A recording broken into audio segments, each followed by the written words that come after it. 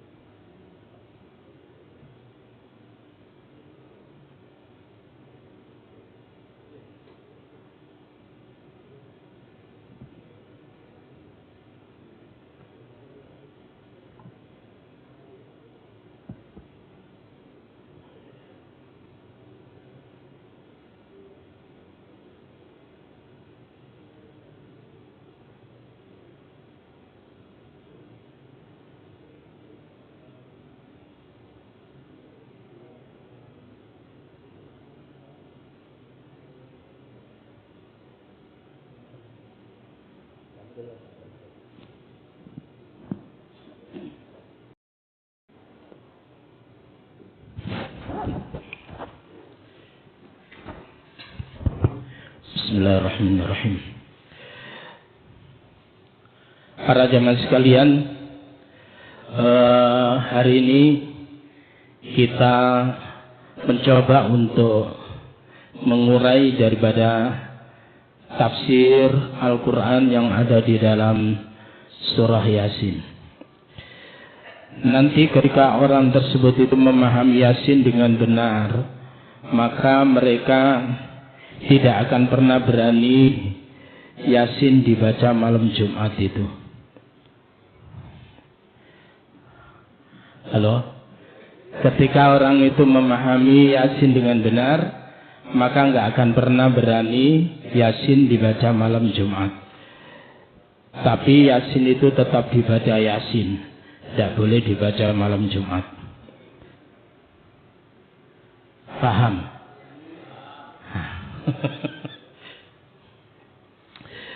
Mengenai Yasin,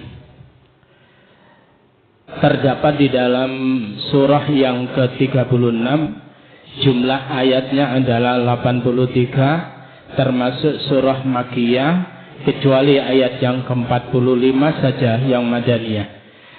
Makkiyah itu artinya surat yang turun sebelum hijrah. Artinya ketika Rasulullah Sallallahu Alaihi Wasallam fokus di Makkah. Tapi kalau itu adalah surah Madaniyah, adalah surah yang turun setelah hijrah. Para jamaah sekalian rahimani wa rahimakumullah, Yasin ini adalah turun setelah surah Jin. Surah Jin adalah surah yang ke-72. Terkait dengan Yasin ini, qala Abu Isa At-Tirmidzi, haddatsana Qutaibah. Mestinya ini bisa besar, cuman ya sawal gak apa-apa lah ini ya. Haddatsana Qutaibah wa Sufyan bin Waqi' haddatsana Humaid bin Abdurrahman Ar-Ru'asi Anil Hasan bin Salih an Harun Abi Muhammad an Muqatil bin Hayyan an Qatadah an Anas bin Malik, dari Anas bin Malik qala, ia berkata, Anas bin Malik ini adalah di antara khadimu Rasulullah sallallahu alaihi wasallam, pelayan Rasulullah sallallahu alaihi wasallam. Beliau tersebut adalah anak daripada Ummu Sulaim bersama Malik. Tetapi kemudian ketika Ummu Sulaim masuk Islam dan kemudian Malik masih kecil, diajari oleh Ummu Sulaim tentang Islam, tetapi Malik tersebut itu nggak suka. Pada akhirnya setelah kemudian Malik meninggal dunia, maka kemudian Ummu Sulaim dilamar oleh seorang laki-laki yang gagah, yang ganteng, berwibawa, yang kaya, dapat segalanya. Namanya adalah Abu Talha. Ketika Malik kecil ini, itu kemudian dibawa oleh ibunya kepada Rasulullah sallallahu alaihi wasallam agar supaya Rasulullah itu berkenan menjadikan Anas. Ya, Anas ini dibawa oleh ibunya ke Rasulullah supaya Rasulullah itu berkenan menjadikan Anas ini menjadi khadimah Rasulullah, yaitu pelayan Rasulullah sallallahu alaihi wasallam. Menurut orang-orang kita, anak kecil lalu kemudian menjadi pelayan itu adalah kok cek mentoloni wong tua. Tetapi ini ada tujuan yang besar. Apa itu tujuannya? Supaya Anas itu lebih tajam daya rekamnya untuk merekam segala apa yang diucapkan oleh Rasulullah, untuk merekam terhadap apa yang dilakukan oleh Rasulullah sallallahu alaihi wasallam, sehingga nanti Anas bin Malik itu menjadi di antara perawi hadis yang luar biasa. Ini adalah Anas bin Malik. Keberadaan khadim, pelayan itu adalah sesuai dengan kepada siapa dia mengkhadimkan diri. Dia di pelayan kepada siapa itu? Kalau pelayan rumah tangga biasa, orangnya biasa, maka tentunya nggak bisa disamakan dengan pelayan katakan gubernur, maka memiliki nilai yang lebih tinggi. Lalu bagaimana kemudian dia tersebut menjadi pelayan Rasulullah sallallahu alaihi wasallam, di mana Rasul itu adalah Sayyidul Anbiya wal Mursalin, Sayyidul Khalaiqi wal Bashar. Beliau itu adalah makhluk yang terbaik. Maka Anas bin Malik itu kemudian menjadi orang yang alim, orang yang meniru karena dia tahu apa yang dilakukan oleh Rasulullah sallallahu alaihi wasallam. Maka pelajaran yang harus kita tiru adalah jangan kita letakkan anak-anak kita pada tempat pendidikan yang di situ tidak ada guru-guru yang bisa memberikan keteladanan. Sekali lagi, jangan hanya sekedar menempatkan anak-anak kita tersebut di sekolah-sekolah yang yang mahal, tetapi kosong keteladanan di dalamnya. Oke, berikutnya. Dari Anas bin Malik, ia berkata, qala Rasulullah sallallahu alaihi wasallam, Rasulullah sallallahu alaihi wasallam bersabda, inna likulli syai'in qalban.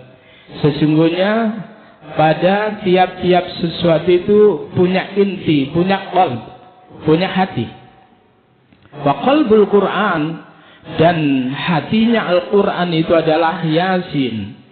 Wa man qara'a Yasin, siapa orang yang membaca Yasin, kata Allahu lahu biqira'atiha, maka Allah mencatat untuknya biqira'atiha dengan sebab membaca surah Yasin itu qira'atal Qur'ani 10 marrat, seperti orang membaca Al-Quran 10 kali. Ini dalam satu riwayat.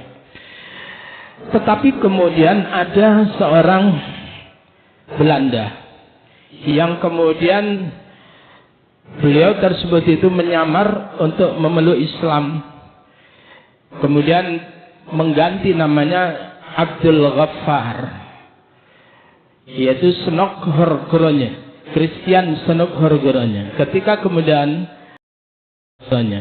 kemudian dia berpura-pura Islam, belajar sampai ke Mekah sana, setelah kemudian pulang, tujuannya adalah untuk mengacak-ngacak umat Islam di Indonesia. Sebagaimana sekarang ini terjadi. Paham ya? Sekarang ini terjadi juga. Umat Islam diacak-acak, dibentur-benturkan. Ya, yang NU dengan Muhammadiyah dan sebagainya, sehingga kalau bahasanya Al-Quran, idza zulzilatil ardu zilzalaha, gimana? Apabila bumi itu digoncangkan, terus gimana Pak? Apabila dibenturkan itu terjadi goncangan, wa akhrajatil ardu athqalaha, bumi itu akan mengeluarkan beban-beban beratnya. Begitu juga ketika umat Islam dibenturkan duar, tokoh ini dibenturkan duar, nanti kemudian ulama ini mengolok-olok yang sana ngolok-ngolok sini. Dan ini yang terjadi sekarang di Indonesia. Betul Pak ya? Para jamaah sekalian, Abdul Ghaffar atau Christian Senuk Horgeronya mengambil dalil ini, inna likulli syai'in qalban, sesungguhnya pada tiap-tiap sesuatu itu punya inti, punya hati. Wa qalbul Quran Yasin, wa qalbu Yasin, diteruskan oleh dia, wa qalbu Yasin salamu qawlan mir rabbir rahim, inti daripada Yasin salamu qawlan mir rabbir rahim. Wa qalbu salamu qawlan mir rabbir rahim, inti daripada salamu qawlan mir rabbir rahim, Rabb, kalimat Rabb. Wa qalbu Rabb ba, wa rabbu ba nuqtah, titiknya. Jadi ini artinya bahwasanya Christian Senuk Horgeronya itu menggiring umat Islam supaya tidak perlu lagi untuk kemudian mengkaji Al-Quran. Cukup dia tersebut itu adalah membaca salamu qawlan mir rabbir rahim, dan cukup dia membaca Rabb.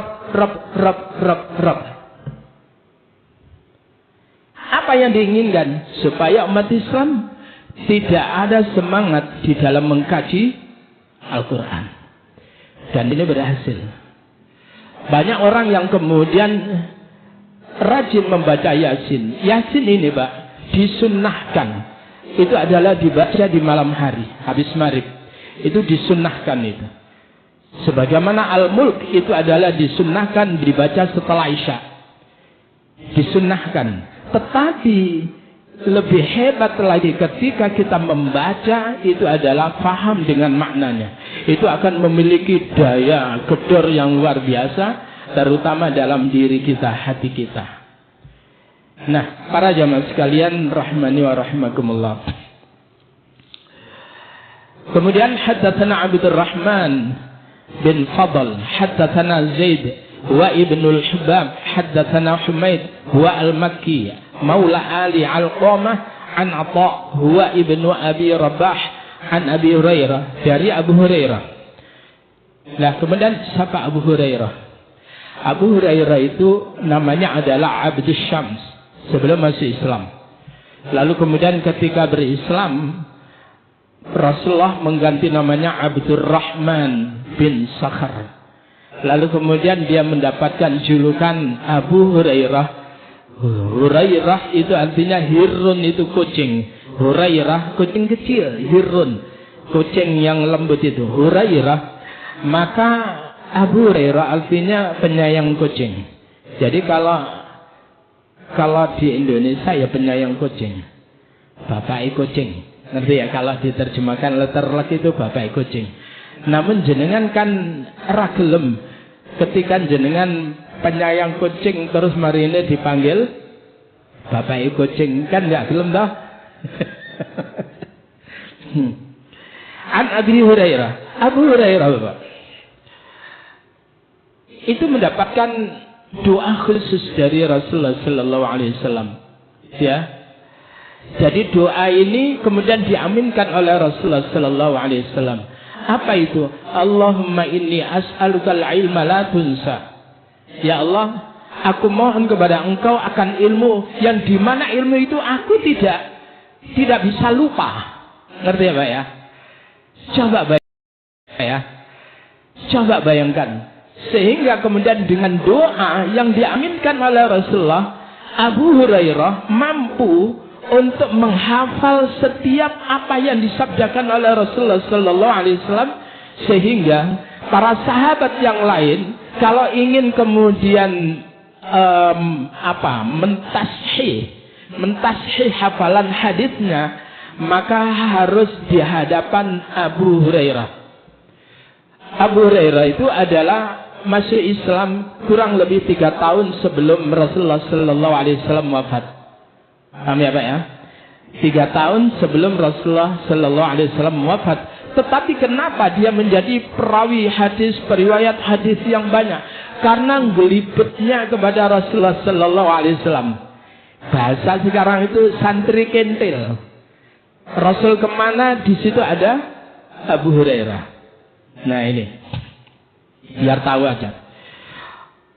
An Abi Hurairah, dari Abu Hurairah, qala, ia berkata, qala Rasulullah Sallallahu Alaihi Wasallam, inna likulli syai'in qalban wa qalbul Qur'an Yasin. Sama, sesungguhnya tiap-tiap sesuatu itu punya hati, dan hatinya Al-Quran itu adalah Yasin. Nah,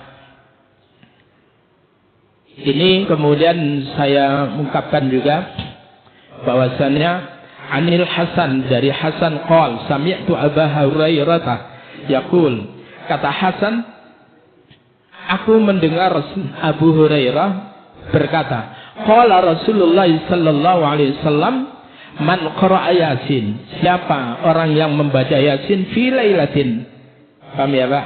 Fi lailatin, di malam hari, asbaha maghfuran lahu, di pagi hari Allah ampuni dosanya. Wa man qara'a Hamim, siapa orang yang membaca Hamim, surat Dukhan, Hamim wal kitabil mubin, inna anzalnahu fi lailatin mubarakatin inna kunna munzirin. Siapa orang yang membaca Hamim allati fiha dukhan, yaitu di dalamnya ada kalimat dukhan, asbaha maghfuran lahu, maka di pagi hari pun juga diampuni dosanya orang itu. Jadi habis maghrib kita katakan itu Yasin sama dukhan. Para jamaah sekalian, ini adalah di antara dalil-dalil tentang fadilah Yasin. Man qara'a Yasin fi lailatin, siapa orang yang membaca Yasin pada malam hari, ibtigha'a wajhillah, yang dalam rangka mencari karunia Allah, itu mencari berkat. Ibtigha'a wajhillah, mencari karunia Allah, mencari keridhaan Allah, ghufira lahu, akan diampuni baginya dosa-dosanya. Nah, para jamaah sekalian, rahimani wa rahimakumullah, ini yang menjadi landasan kenapa Yasin itu menjadi luar biasa. Saya cerita ketika seorang namanya Buya Hamka. Pada saat itu Buya Hamka itu lagi, ini diterangkan dalam tafsir beliau Al-Azhar ya. Tafsir Al-Azhar, ketika beliau mengupas Yasin, maka Buya Hamka itu memberikan sebuah prolog. Suatu ketika aku adalah menjenguk saudaraku di rumah sakit yang sakit. Lalu apa? Ketika menjenguk saudaraku yang sakit, sebelum masuk ke sana, ternyata ada ruangan yang kemudian orang itu kenal dengan diriku. Maka kemudian memanggillah, tolong wahai Buya, ini saudaraku lagi sakaratul maut. Tolong kau doakan. Iya, nanti karena aku sudah janji datang di sana. Paham itu Pak ya? Setelah itu kemudian Buya Hamka itu mendatangi sana. Setelah mendatangi temannya yang sakit itu, sudah mendoakan, kemudian kembali ke orang tadi yang memanggil tadi. Setelah kemudian melihat prosesi yaitu proses hendak nazak, proses dicabutnya nyawa itu, maka Buya Hamka itu membacakan Yasin. Moga nanti dibuka di dalam tafsir Al-Azharnya Buya Hamka itu. Saya lama membaca kira-kira 8 tahun yang lalu itu. Itu kemudian begitu dibacakan, maka tiba-tiba orang ini yang tarjinya tersengal-sengal, lalu kemudian menjadi tenang dan kemudian meninggal dunia dengan berucap, ada yang bagian mentalqini la ilaha illallah dan alhamdulillah lolos. Dan setelah itu Yasin belum selesai, kemudian diselesaikan bacanya sampai fasubhanalladzi biyadihi malakutu kulli syai'in wa ilaihi turja'un. Nah, para jamaah sekalian, kemudian dari Ibnu Abbas qala, ia berkata, qala Nabi sallallahu alaihi wasallam, Nabi Muhammad sallallahu alaihi wasallam bersabda, lawadittu annaha fi qalbi kulli insanin min ummati. Aku menginginkan bahwasanya Yasin itu ada menancap dalam setiap hati manusia dari kalangan umatku. Paham ini Pak ya? Jadi Nabi itu menginginkan bilang umatnya semuanya itu adalah tertancap di dalam hatinya itu adalah Yasin. Yasin itu sudah masuk ke dalam relung hatinya, bukan tarian lisan saja.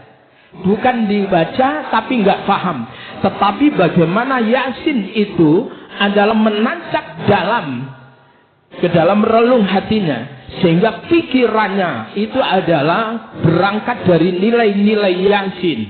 Kemudian cara dia berkata berangkat dari nilai-nilai Yasin. Aku ingin, aku rindu umatku, setiap umatku di dalam hatinya tersebut itu tertancap, yaitu Yasin. Dan saya dulu hafal Yasin itu menghafalkan ketika kelas 2 SD, 3 hari itu hafal. Maka berikutnya tentang Yasin. Ini masih muqaddimah itu ya. Qala Rasulullah sallallahu alaihi wasallam, Rasulullah sallallahu alaihi wasallam bersabda, iqra'uha ala mautakum, yakni Yasin. Bacakanlah Yasin itu atas orang-orang yang akan mati di antara kalian. Panjenengan semuanya mau mati semuanya. Dilihat potongannya itu ada getaran-getaran mau meninggal dunia, entah kapan datang. Ya, wis ngene keweden ini. Iqra'uha ala mautakum Yasin. Jadi nanti Bapak Ibu sekalian, kalau ibu-ibu, di dalam Yasin itu tidak hanya sekedar menerangkan tentang kematian sedikit. Jadi di awal-awal lalu kemudian di akhir itu yang menerangkan tentang kematian. Sedang kemudian sisanya itu adalah menerangkan tentang sains. Ya, tentang keilmuan yang luar biasa. Wasyamsu tajri limustaqarril laha dzalika taqdirul azizil alim wal qamar qaddarnahu manazil hatta 'ada kal urjunil qadim. Lasyamsu yanbaghi laha an tudrikal qamar walal lailu sabiqun nahar. Itu adalah tentang ilmu falak. Jadi Yasin itu jangan digambarkan ayat tentang kesedihan, bukan. Ya. Maka supaya hati kita yang mati itu hidup, move on, maka kaji Yasin itu, fahami itu Yasin. Tidak hanya sekedar dibaca yang menjadi tarian lisan. Wacon lafate fahamono maknane amal no isine. Ini ya 3 kata kunci. Saya dulu ketika main ke pesantrennya ayahnya teman itu di Buduran, namanya Al-Fatah, dari pesantren Al-Fatah. Ketika kemudian saya masuk, kemudian ada di pintu gapura itu kalimat yang luar biasa. Al-Qur'an kui wajon lafate, fahamono maknane, lakonono isine. Terus napa mboten niki? Apa kita sudah begitu? Mulai. Ya, alhamdulillah. Perkara kok disemprit meneh yumbuh. Yasin. Para jemaah sekalian, apa itu Yasin? Yasin, seluruh mufassir itu mengatakan Yasin adalah wallahu a'lam bil murad, wallahu a'lam bis shawab. Hanya Allah yang tahu. Sebagaimana alif lam mim, alif lam ra, nun, qaf, tha. Pasti itu adalah wallahu a'lam bil murad. Allah yang tahu yang dikehendaki itu. Pertanyaannya, orang-orang orientalis itu kemudian bertanya, loh, kalau sekiranya hanya Allah yang tahu, ngapain diturunkan? Mana Pak? Jadi kalau memang itu hanya untuk Allah, yang tahu hanya Allah, padahal Al-Quran itu adalah hudal lil muttaqin, petunjuk bagi orang yang bertakwa. Nah kalau kemudian hanya Allah yang tahu, menungsone orang ngerti, lalu apa? Diturun. Terus menjawab piye, Pak? Itu orang orientalis, Pak. Orang orientalis itu adalah mereka orang barat yang mengkaji Islam, tetapi adalah untuk bagaimana mencari celah-celahnya untuk menghancurkan umat Islam, mengacaukan pikiran umat Islam. Banyak, Pak. Di Indonesia sabrek, Pak. Di Indonesia ini banyak sekali. Nah, ya, hanya Allah yang tahu. Biarkan Allah yang memahamkan kepada kita maksudnya itu apa. Secara makna, Yasin itu tidak memiliki makna. Nyari kamus kayak apapun, tidak akan pernah ketemu apa itu Yasin.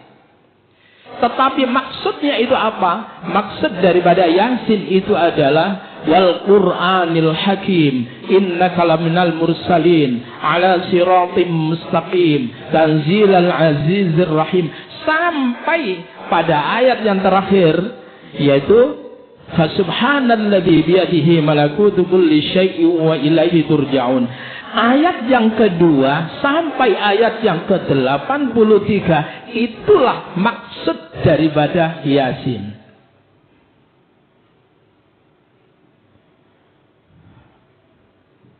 Lalu kemudian ada seorang namanya Rasyad Khalifah.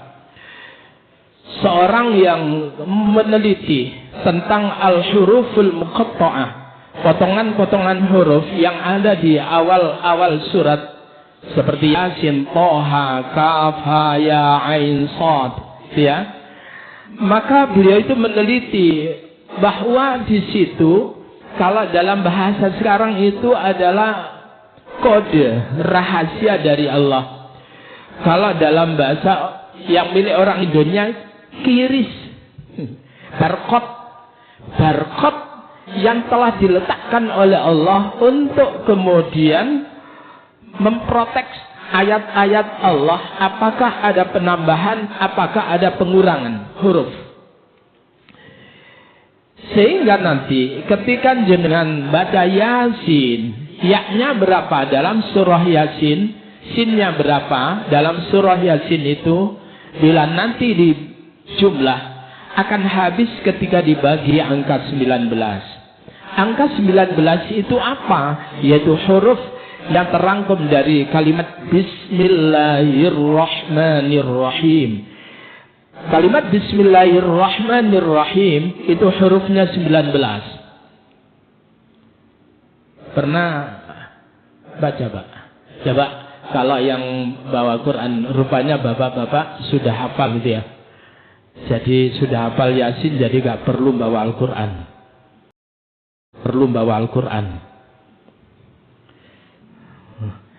Saya ini malah kadang takut pada orang-orang yang belajar ketika kemudian Quran ranggawa berarti lu hafal timbangannya sing ngajarna.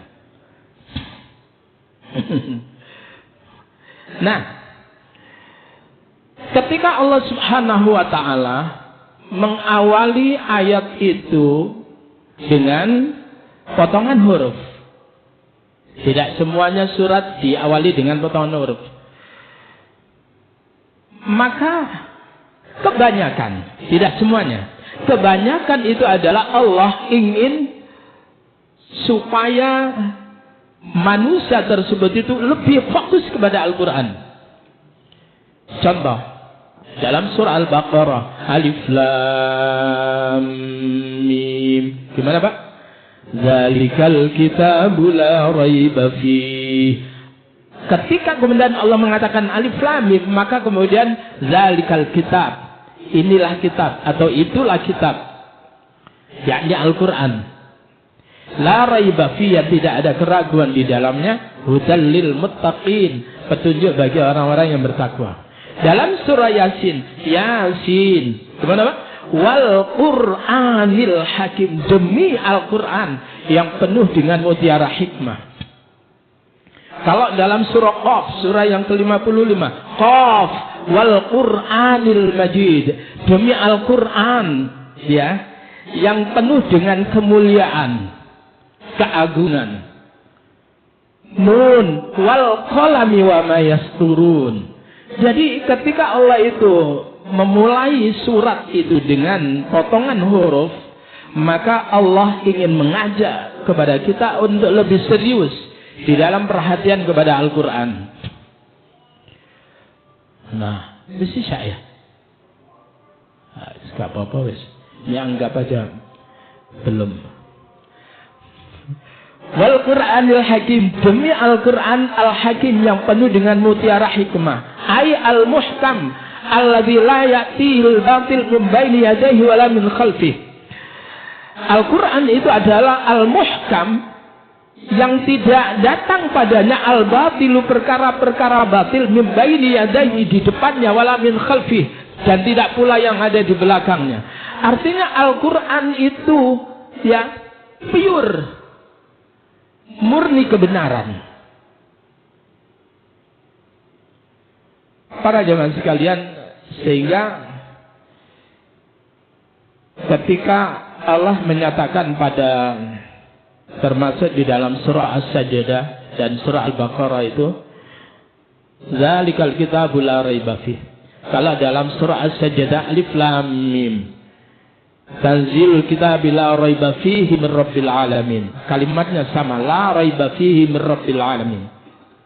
Tidak ada keraguan di dalamnya. Tidak ada karya siapapun yang kemudian berani dengan gagah menyatakan bahwa buku karyaku ini pasti benar. Tidak ada. Sekalipun para ulama mazhab, Imam Syafi'i, Imam Hambali, ya, Imam Hanafi, terus Imam lagi, Imam siapa? Imam Maliki. Dari mereka, para alim, para ulama itu, mazahibul arba'ah, mereka tersebut itu pasti mengatakan, bila didapati di dalamnya kesalahan, maka itu adalah karena kesalahanku, tinggalkan. Tidak ada yang berani pasti benar ini, tidak ada. Ya, orang yang menjadi pengikutnya saja yang kemudian menganggap seluruh perkataan para imam itu adalah benar. Saya dulu ketika belajar tentang kitab Bidayatul Mujtahid yang ditulis oleh Ibnu Rushd, itu luar biasa. Itu semester 1 ketika kuliah itu. Semester 1 itu sudah belajar itu dan mulai bertikai pikiran dengan dosen. Ya. Maka bagaimana Ibnu Rushd yang orang mengira bahwa dia hanyalah saintifik, hanyalah orang yang sains, tetapi Ibnu Rushd itu adalah pemikir yang luar biasa. Dan beliau tersebut itu pernah berdebat dengan Imam Al-Ghazali dalam masalah filsafat. Nah, para jamaah sekalian, di dalam Bidayatul Mujtahid sama. Manakala terdapat di dalamnya ada kesalahan, tinggalkan. Dan kemudian pilihlah yang menurut Rasulullah Sallallahu Alaihi Wasallam itu bagaimana. Coba ya. Kita harus mulai membuka diri terhadap kebenaran. Jangan kemudian kita ini gak berani out to the box, ya. Jadi keluar dari kotak aman yang selama ini kita berada. Ya. Lalu kemudian apa? Innaka wal Qur'anil hakim, demi Al-Quran yang penuh dengan mutiara hikmah. Hikmah itu sampai Allah mengatakan wa may yu'tal hikmata faqad utiya khairan katsira. Siapa orang yang dikasih hikmah, faqad utiya khairan katsira, maka sungguh ia diberi sebuah kebaikan yang banyak. Hikmah. Maka kemudian ada Luqman, seorang yang mantan budak, tetapi kemudian karena dia luar biasa dengan kata-kata bijaknya itu merubah, mampu mendidik anaknya menjadi anak yang luar biasa, maka namanya diabadikan oleh Allah di dalam surah Luqman. Cobain Pak ya, berbicara tentang hikmah. Kita lihat di dalam surah Luqman, surah yang ke-31. Kelihatan Mbak? Iya. Kelihatan.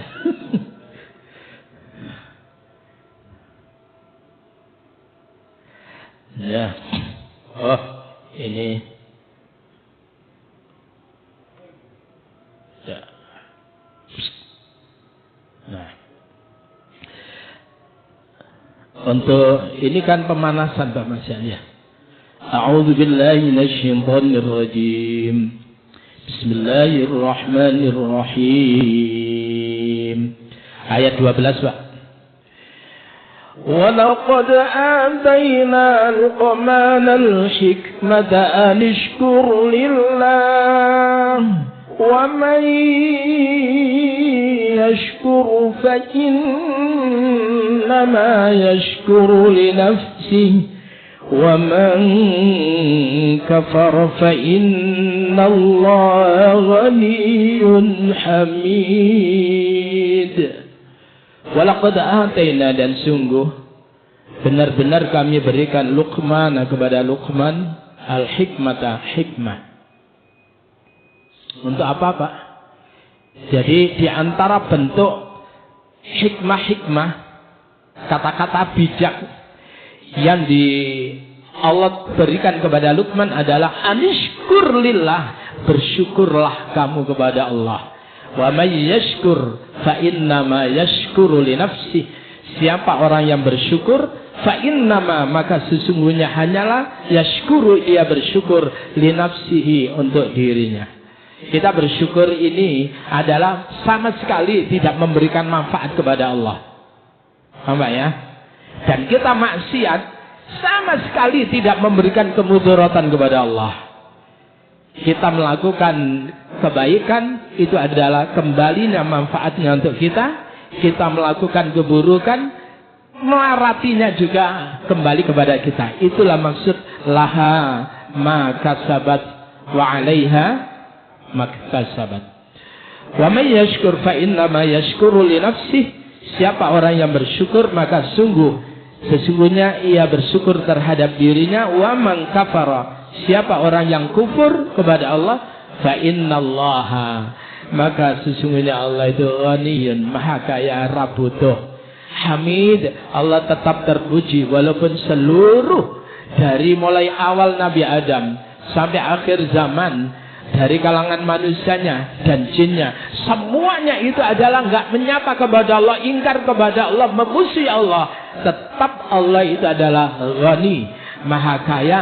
Tetap Allah itu adalah Hamid, Maha terpuji. Ini aja dulu. Insyaallah di pertemuan yang nanti akan datang, jenengan lebih hebat lagi nanti ketika jenengan ada punya catatan. Saya harap jenengan ngeten itu pun luar biasa. Saya acungi jempol ini karena saya ndredeg karena jenengan enggak bawa apa-apa. Saya yakin husnudzon saya adalah jenengan sudah hafal itu semuanya.